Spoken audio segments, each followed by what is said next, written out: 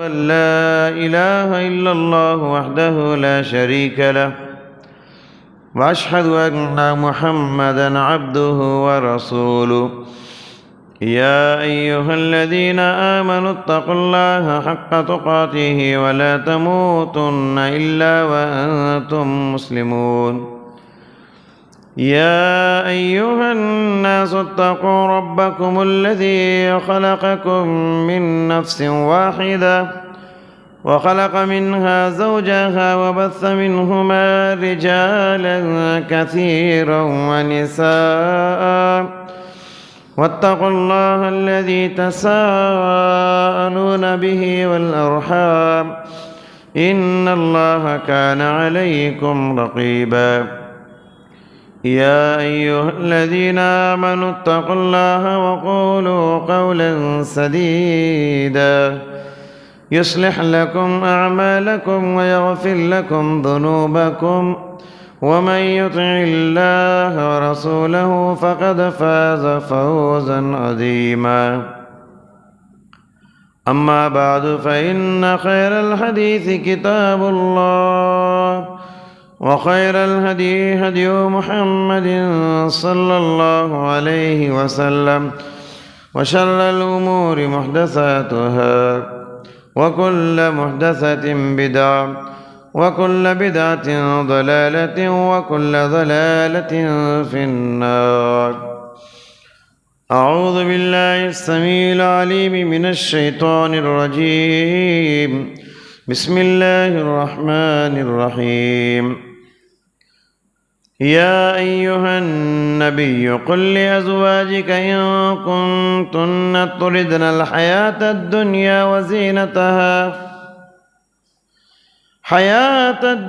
وزينتها فتعالين أمتعكن وأسرحكن سراحا جميلا وإن كنتن تردن الله ورسوله والدار الآخرة فإن الله أعد للمحسنات منكن أجرا عظيما. محترم حضرات، حاضرین جمعہ، پردہ نشین خواتین اسلام،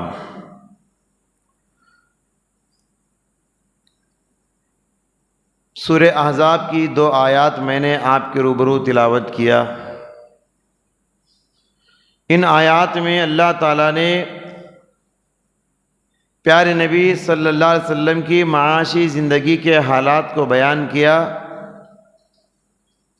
اللہ کے نبی صلی اللہ علیہ وسلم بہت سیدھی سادی زندگی گزارا کرتے تھے. آپ صلی اللہ علیہ وسلم ویسے تو انسانوں میں سب سے بڑے انسان تھے، آپ سے بڑا مرتبہ کسی کا نہیں، انسانوں میں آپ سے بڑا مقام کسی کا نہیں. انا سید ولد آدم، خود اللہ کے نبی نے فرمایا کہ میں بنی آدم کا سردار ہوں. اتنے بڑے انسان ہونے کے باوجود آپ بے تاج بادشاہ تھے. آپ اتنی سیدھی سادی زندگی گزارتے تھے، آپ کے اخلاق اتنے اونچے تھے. آپ صلی اللہ علیہ وسلم نے لوگوں کے جسموں پر نہیں، لوگوں کے دلوں پر حکومت کیا.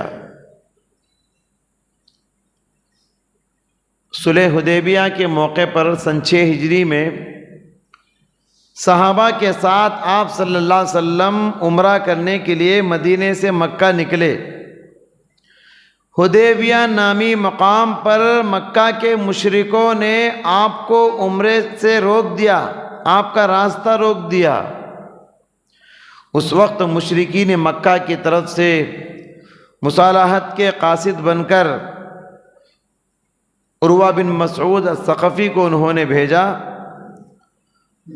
مشرکوں نے عروہ بن مسعود الثقفی کو صلح کی گفتگو کرنے کے لیے پیارے نبی کے پاس بھیجا. جب وہ اللہ کے نبی کے پاس آئے، ملاقات کیے، بات چیت کیے،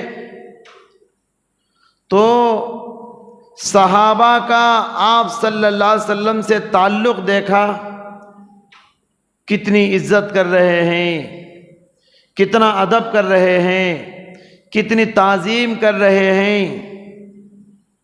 اس نے جا کر مکہ والوں سے، مشرکوں سے کہا، قسم خدا کی میں بڑے بڑے سرداروں سے، بادشاہوں سے مل چکا ہوں، قیصر و کسریٰ، نجاشی جیسے بادشاہوں سے ملاقات کر چکا ہوں۔ قسم خدا کی صحابہ کو میں نے دیکھا جیسی تعظیم محمد صلی اللہ علیہ وسلم کی کر رہے ہیں، اتنی عزت، اتنا احترام، اتنی تعظیم میں نے کسی کے نہیں دیکھا۔ پھر اس نے آگے یہ بھی کہا، اتنی تعظیم کر رہے ہیں کہ آپ کی نظر میں نظر ملا کے نہیں دیکھتے، آپ جب گفتگو کرتے تو سر جھکا کے گوش برآواز ہو جاتے، غور سے سنتے۔ اور اللہ کے نبی جب محمد صلی اللہ علیہ وسلم وضو کرتے ہیں تو وضو کا پانی نیچے نہیں گرتا، یعنی صحابہ کرام اپنے ہاتھوں کو پیارے نبی کے چہرے کے نیچے پکڑ لیتے، بہت سارے ہاتھ صحابہ کے آپ کے چہرے سے، آپ کے ہاتھوں سے جو بھی پانی گرتا صحابہ اس کے اپنے ہاتھوں میں لے لیتے اور اپنے جسموں پہ پھیر لیتے، وضو کے پانی تک نیچے گرنے نہیں دیتے۔ اتنا عزت، اتنی توقیر، اتنی تعظیم میں نے کسی بادشاہ کو کرتے ہوئے نہیں دیکھا۔ یہ مکہ کا مشرکوں کی طرف سے آیا ہوا قاصد جا کر واقعہ بیان کیا۔ تو اتنے بڑے اللہ کے نبی ہونے کے باوجود آپ چاہتے تو ایک اشارے میں صحابہ کو اشارہ کرتے، آپ کے قدموں پر صحابہ خزانے لا کے ڈال دیتے، مگر اللہ کے نبی ایسے تھاٹ باٹ زندگی گزارنا نہیں چاہتے تھے۔ وہ چاہتے تھے کہ سیدھی سادی زندگی گزار لے، یہ 4 دن کی جگہ ہے، یہاں ایک دم سادی زندگی گزار کے گزر جائے۔ آپ صلی اللہ علیہ وسلم کی قناعت کا یہ عالم تھا۔ اماں عائشہ رضی اللہ تعالیٰ عنہا بیان کرتی ہیں، لقد مات رسول اللہ صلی اللہ علیہ وسلم وما شبع من خبز وزیت فی یوم واحد مرتين۔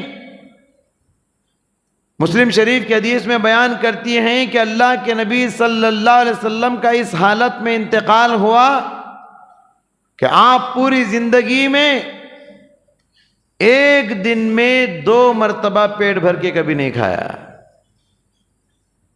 کتنی بڑی بات ہے، پوری زندگی کا واقعہ بیان کرتی ہیں آپ کی پیاری بیوی۔ بیوی سے بڑھ کر کون جاتا ہے شوہر کے حالات کو؟ تو کہتی ہیں کہ اللہ کے نبی پوری زندگی میں ایک دن میں 2 مرتبہ پیٹ بھر روٹی نہیں کھایا، سالن نہیں کھایا۔ یہ تو عائشہ ہیں، آپ کے غلام حضرت انس بن مالک رضی اللہ تعالیٰ عنہ 10 سال پیارے نبی کی خدمت کیے، تو آپ اندازہ لگائیے کیا وہ آپ کے کھانے پینے، سونے جاگنے کے حالات کو نہیں جانتے ہوں گے؟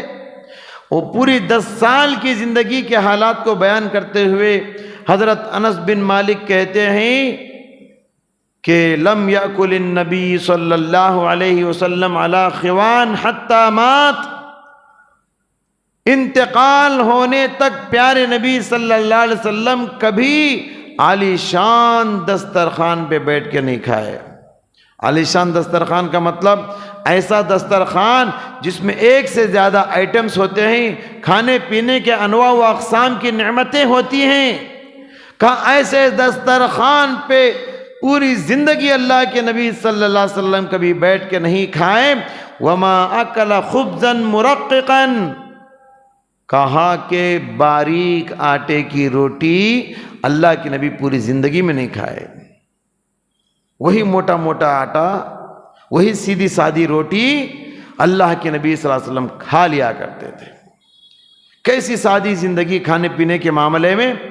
رسول اللہ صلی اللہ علیہ وسلم گھر سے باہر نکلے ایک مرتبہ، دوپہر کا وقت تھا، باہر آ گئے، تھوڑی ہی دیر میں ادھر سے حضرت ابو بکر بھی آ گئے، پھر ادھر سے حضرت عمر آ گئے۔ اللہ کے نبی نے تعجب کیا، دونوں سے مل کر کہا، اے ابو بکر و عمر، یہ بے وقت باہر نکلنے کی وجہ کیا ہے؟ یہ باہر نکلنے کا وقت نہیں ہے، دوپہر کا وقت ہے، آرام کا وقت ہے، قیلولہ کا وقت ہے، یہ بے وقت باہر کیوں آ گئے؟ دونوں کا جواب ایک ہی تھا، دونوں نے کہا بھوک کی شدت نے، بھوک کی تکلیف نے ہم کو گھر سے باہر نکال دیا۔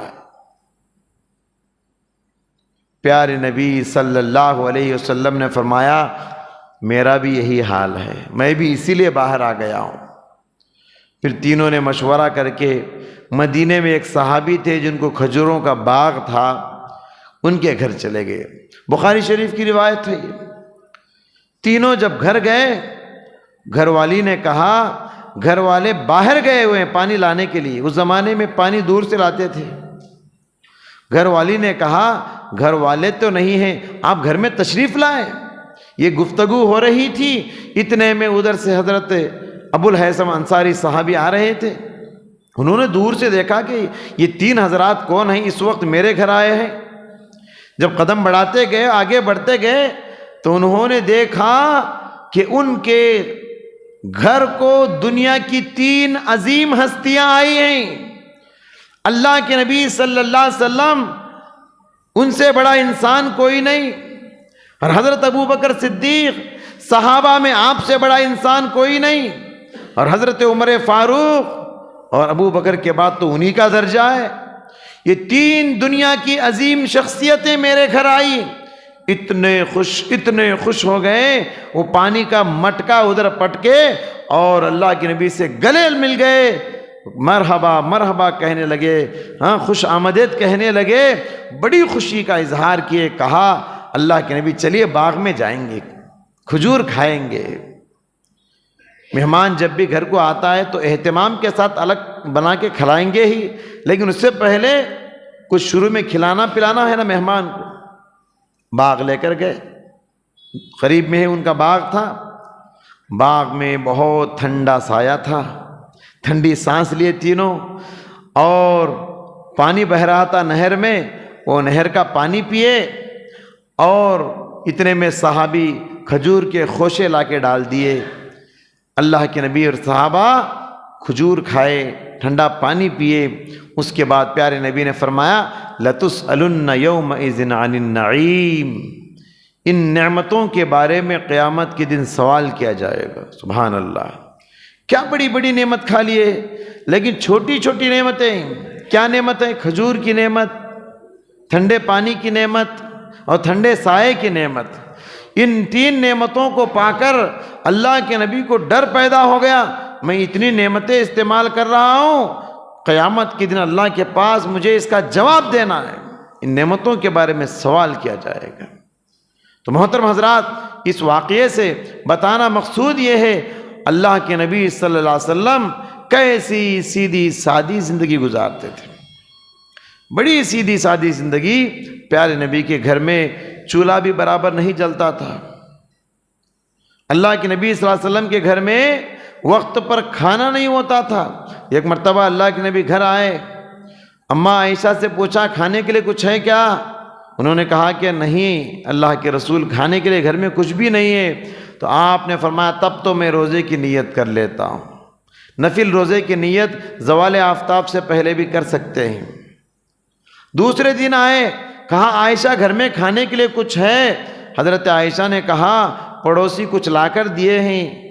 پیارے نبی نے کہا میں صبح ہی روزے کی نیت کر لیا تھا، لاؤ اس کو کھا لیتا ہوں۔ پیارے نبی کو اتنی سخت بھوک لگ رہی تھی، روزہ توڑ کر اس کو کھا لیا۔ نفل روزہ توڑنے کی اجازت ہے۔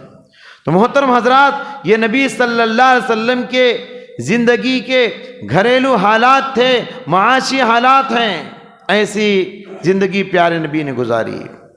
حضرت انس کہتے ہیں ایک مرتبہ، بخاری کی حدیث ہے، میں نے اللہ کے نبی صلی اللہ علیہ وسلم کو دیکھا کمر پہ پٹا باندھے ہوئے ہیں، کوئی پٹی کمر پہ پیٹ پہ باندھے ہوئے ہیں۔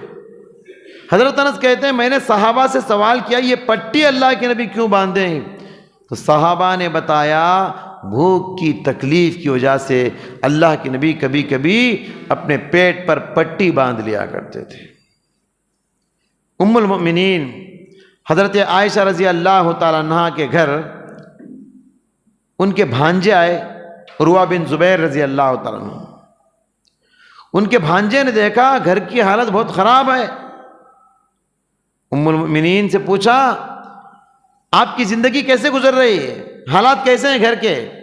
ام المؤمنین نے کہا ان کننا لننظر الہلال ثم الہلال الثالث، ہم پہلا چاند دیکھ لیتے، مہینے کا دوسرا چاند دیکھ لیتے، دوسرے مہینے کا چاند دیکھ لیتے، تیسرے مہینے کا چاند دیکھ لیتے، لگاتار 2 مہینے گزر جاتے، ہمارے گھر میں چولہا نہیں جلتا۔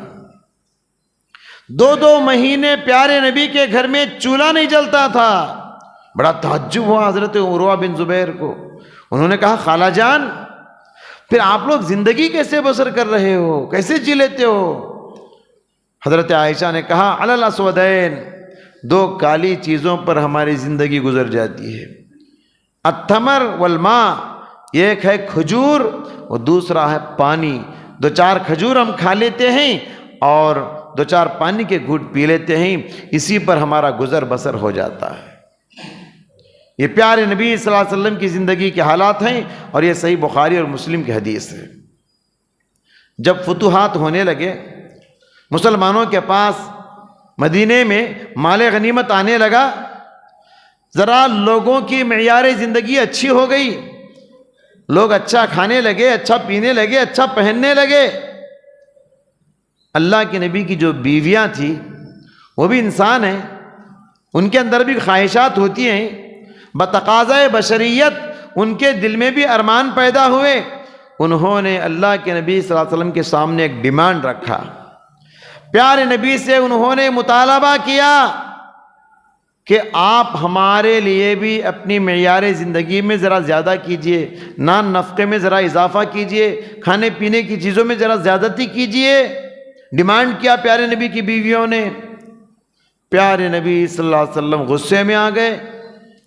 پیارے نبی یہ چاہتے تھے کہ میری بیویاں عام عورتوں کی طرح نہ رہیں، جیسے دین میں میری بیویاں مثالی ہیں، ویسے دنیاوی معاشی زندگی میں بھی میری بیویاں اور ساری دنیاوی عورتوں کے لیے مثال بنے، ایک آئیڈیل بنے۔ اس لیے پیارے نبی نے غصے کا اظہار کیا۔ جب بیویوں نے اضافے کا ڈیمانڈ کیا، پیارے نبی غصے میں آ گئے اور 1 مہینے تک ساری بیویوں سے جدائی اختیار کر لیے، الگ تھلگ ہو گئے۔ اس وقت پیارے نبی صلی اللہ علیہ وسلم کی اس زندگی کی حالت میں، جدائی کے عالم میں، پیارے نبی کے پاس 2 آیتیں نازل ہوئی۔ سورہ احزاب آیت نمبر 28 29۔ خطبے کے شروع میں نے ان آیتوں سے خطبے کی شروعات کی تھی۔ کیا ہے اس آیت میں؟ جب یہ آیتیں نازل ہوئی، ان کا ترجمہ یہ ہے، یا ایھا النبی، اے پیغمبر، قل لازواجک، اپنی بیویوں کو بلا کر کہہ دیجئے، ان کنتن تردن الحیات الدنیا، اگر آپ دنیا کی زندگی کو زیادہ پسند کرتی ہیں آخرت کے مقابلے میں، وزینتہا، اور دنیا کی زیب و زینت کو زیادہ چاہتی ہیں، فتعالین، آؤ، جتنا دنیا چاہے میں تم کو دے دیتا ہوں، لیکن اس کے بعد میں تمہارے ساتھ رہ نہیں سکتا، میں تم سے الگ ہو جاتا ہوں۔ وَإِن كُنتُنَّ، دوسرا آپشن یہ ہے، اگر تم کو اللہ چاہیے، رسول اللہ چاہیے، اور آخرت میں جنت میں گھر چاہیے، فَإِنَّ اللَّهَ أَعَدَّ لِلْمُحْسَنَاتِ مِنْكُنَّ أَجْرًا عَظِيمًا، تو ایسے آخرت کے طلبگاروں کے لیے اللہ تبارک و تعالی اجر عظیم تیار کر رکھا ہے، آخرت کے طلبگار اور پرہیزگاروں کے لیے۔ یہ آیتیں نازل ہونے کے بعد ایک ایک بیوی کو اللہ کے نبی بلا کر اس کا ترجمہ سنائے، اس کا مطلب بتائے۔ آیت پڑھ لیے، وہ سمجھ گئی، سمجھدار بیویاں تھیں، سب بیویوں کا یہی جواب تھا، نہیں، ہم کو دنیا نہیں چاہیے، ہم کو اللہ چاہیے، اللہ کے رسول چاہیے، اور آخرت میں گھر چاہیے۔ تو محترم حضرات، اللہ کے نبی دنیا کے اندر سیدھی سادی زندگی کو ترجیح دیا کرتے تھے، اور خود اللہ کے نبی اپنے اولاد کو بھی ایسی ہی تربیت کرنا چاہتے تھے، اور صحابہ کو بھی۔ سب سے لاڈلی بیٹی پیارے نبی کی فاطمہ، چکی پیستے پیستے ان کے ہاتھوں میں پھپولے آ گئے تھے، باہر سے جا کر پانی لانے والا غلام بھی نہیں تھا، گھر کے کام کاج بہت زیادہ تھے۔ فاطمہ ایک مرتبہ اللہ کے نبی کے گھر آئی، پیارے نبی گھر میں نہیں تھے، حضرت عائشہ تھی۔ کہا کیا بات ہے؟ کہا ابا نہیں۔ کہا نہیں۔ کہا مجھے غلام چاہیے، میں نے سنا ہے کہ اللہ کے نبی کے پاس غلام آئے ہیں باہر سے، اس میں سے مجھے غلام چاہیے گھر کی خدمت کے لیے۔ عائشہ نے کہا ابو آنے کے بعد میں بتاؤں گی۔ بعد میں پیارے نبی آئے، حضرت عائشہ نے بتایا تو اللہ کے نبی خود فاطمہ کے گھر تشریف لے گئے اور کہا فاطمہ تمہارا ڈیمانڈ کیا ہے، تم کیا چاہتی ہو؟ انہوں نے کہا کہ اللہ کے نبی مجھے غلام چاہیے، ایک خادم چاہیے۔ پیارے نبی نے فرمایا جو غلام میرے پاس آئے ہیں میں ان غلاموں کو تم سے زیادہ ان غریب صحابہ کا حقدار سمجھتا ہوں، تم سے زیادہ وہ غریب صحابہ ان غلاموں کے حقدار ہیں۔ پھر کہا بیٹی فاطمہ میں غلاموں سے اچھی چیز تم کو نہ دوں؟ کہا ضرور دیجیے ابا جان۔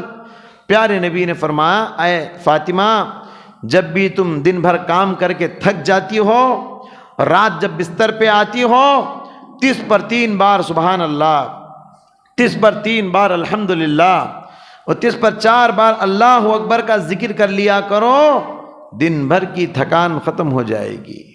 اس کو تسبیح فاطمہ بھی کہا جاتا ہے۔ پوری زندگی فاطمہ اور حضرت علی ان کے شوہر اس ذکر کی پابندی کیے، سونے سے پہلے ذکر کر کے سوتے تھے۔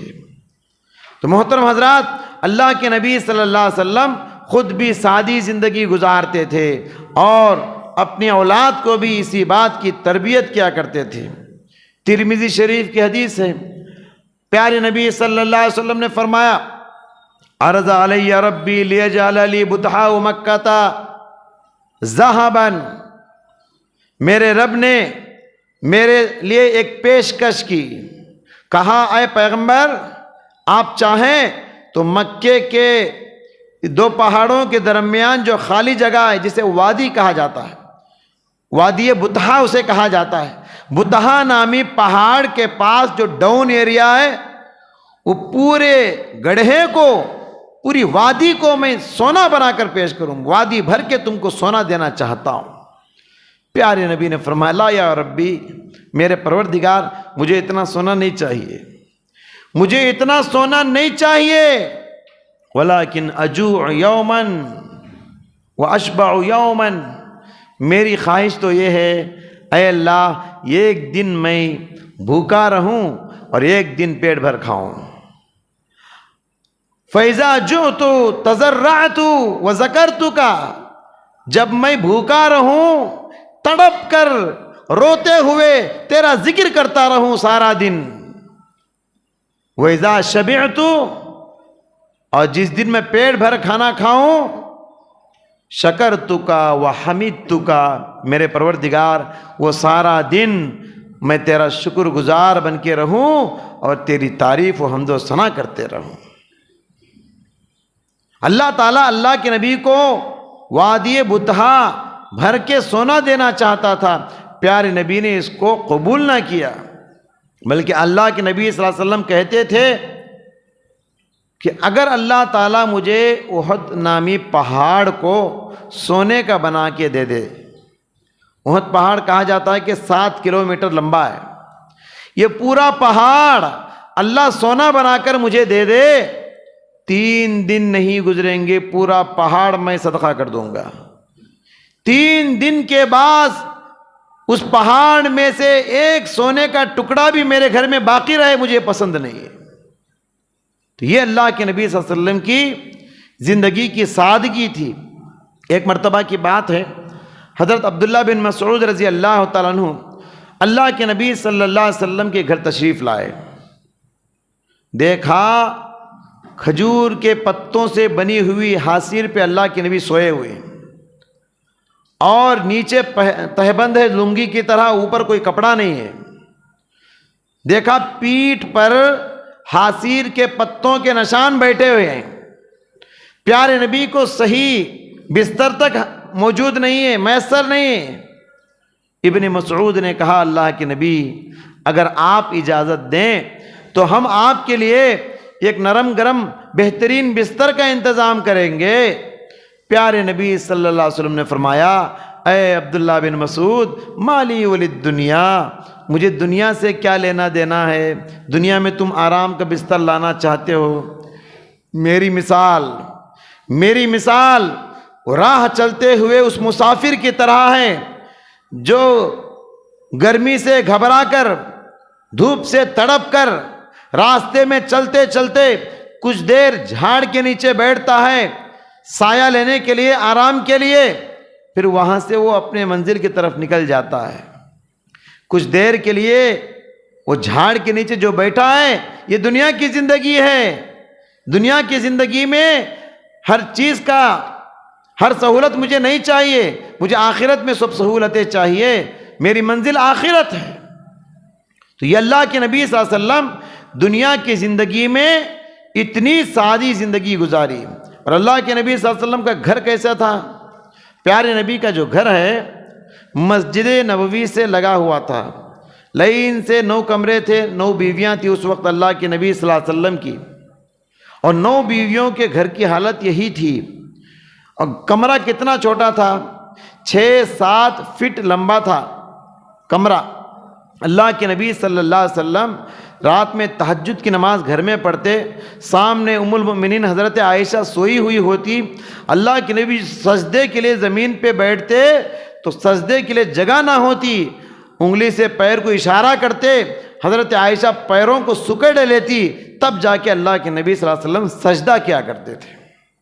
اتنا چھوٹا گھر تھا، نہ کوئی دلان تھا، نہ کوئی ہال تھا، نہ کوئی گیلری تھی، کچھ نہیں، بس وہی چھوٹا سا کمرہ، اسی میں پوری زندگی پیارے نبی صلی اللہ علیہ وسلم نے شکر گزاری کی زندگی گزار دی، بڑی قناعت کی زندگی اللہ کے نبی نے گزاری۔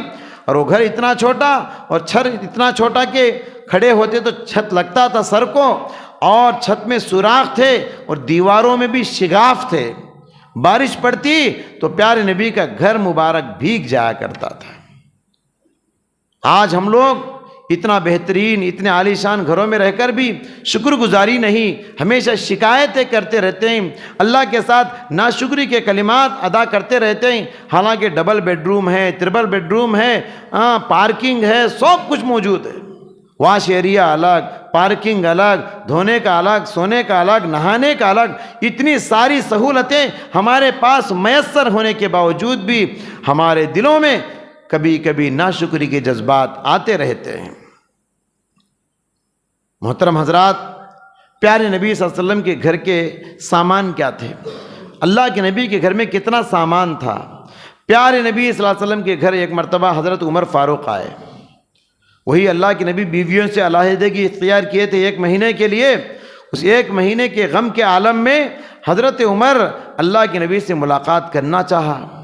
اللہ کے نبی تکلیف میں ہیں، بیویوں سے جدا ہو گئے ہیں، بیویوں نے ڈیمانڈ کیا ہے، ڈرتے ہوئے حضرت عمر آئے، اجازت مانگے، سوچ رہے تھے کہ اللہ کے نبی اجازت دیں گے کہ نہیں، ناراض ہیں اللہ کے رسول، تو اجازت مانگے۔ حضرت عمر کو اندر آنے کی اجازت ملی۔ حضرت عمر کہتے ہیں جب اللہ کے نبی کے گھر میں میں داخل ہوا، حیران ہو گیا گھر کی حالت اور غریبی کو دیکھ کر۔ پیارے نبی، اتنا سادہ گھر تھا آپ کا، ایک طرف مٹھی جو کے دانے پڑے ہوئے تھے، ایک طرف چمڑا لٹک رہا تھا، اور ایک طرف حاصیر اور 1-2 ہانڈی تھے، بس پورے گھر کی کائنات یہی تھی۔ اس کو دیکھ کر حضرت عمر وہیں کھڑے ہو کے رونے لگے۔ پیارے نبی کے گھر کی حالت کو دیکھ کر حضرت عمر کو رونا آ گیا۔ اللہ کے نبی نے کہا، عمر کیوں رو رہے ہو؟ حضرت عمر نے کہا، اللہ کے نبی میں کیوں نہ روؤں؟ انت صفوت خلق اللہ، کائنات کے انسانوں میں آپ سے بڑا انسان کوئی نہیں، آپ سے معزز انسان کوئی نہیں، آپ سے مرتبے والا انسان کوئی نہیں۔ میں قیصر و کسریٰ کو اور عیسائیوں کے بڑے بڑے پادریوں کو دیکھتا ہوں کیسے عالی شان زندگی اور ٹھاٹ باٹ کی وہ زندگی گزار رہے، اور آپ اتنے بڑے انسان ہونے کے باوجود آپ کے گھر کی حالت یہ، صحیح بستر میسر نہیں، صحیح تکیہ میسر نہیں، صحیح پلنگ میسر نہیں، نیچے سو رہے ہیں اللہ کے نبی حاصل ڈال کے۔ اللہ کے نبی نے حضرت عمر کو تسلی دیتے ہوئے ایک جملہ ارشاد فرمایا، اس ایک جملے سے حضرت عمر کا رونا بند ہو گیا۔ کیا فرمایا؟